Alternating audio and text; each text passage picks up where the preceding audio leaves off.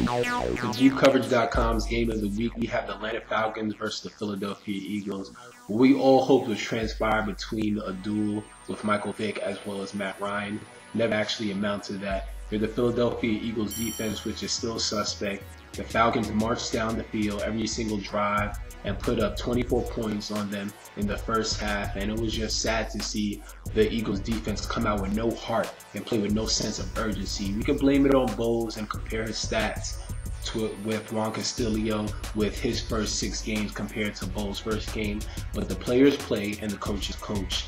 I could go over how Cox dropped the ball and how this defense has missed opportunities to change the game. If he had intercepted that ball at the first drive when Matt Ryan basically handed him the ball and scored it for a touchdown, who knows how the game would have ended, or if Nnamdi Asomugha actually played with some heart and didn't let Julio Jones run all over him.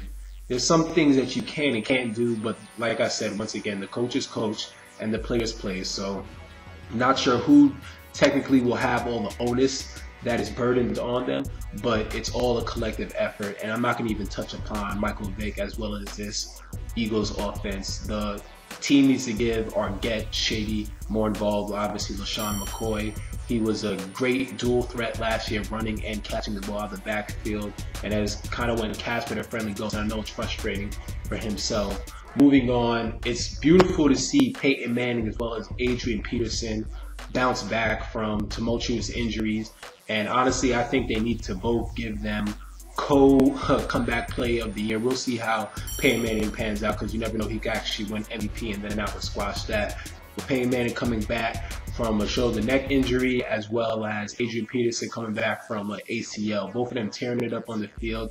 And Adrian Peterson's leading the league in rushing right now. Minnesota Vikings, not sure how Honda's going to actually finish this season, but you know what you're getting with Adrian Peterson, and it's great to see both of these players play.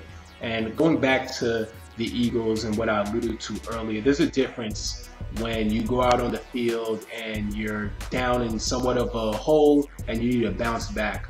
You could compare it to the Giants and Cowboys game. Tony Romo, atrocious game, but we've seen that tons of times over and over again.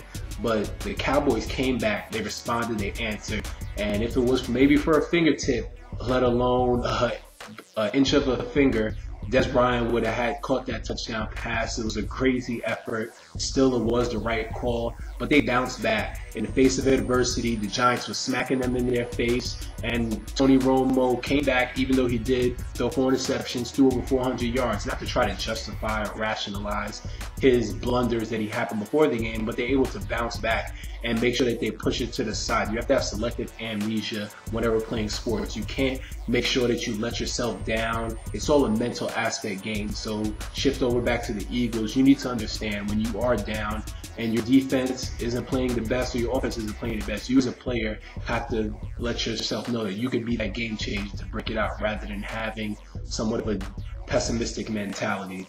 But that really does it for week 8. Look out for a lot of big games this week, and I'll look forward to hitting y'all back up next week in week 9 at jwalters_24. And before I do close, I'd like to send my best wishes and prayers out to all the victims that were affected by Hurricane Sandy.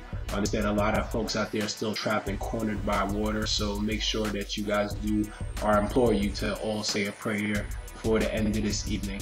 Over and out. Appreciate it.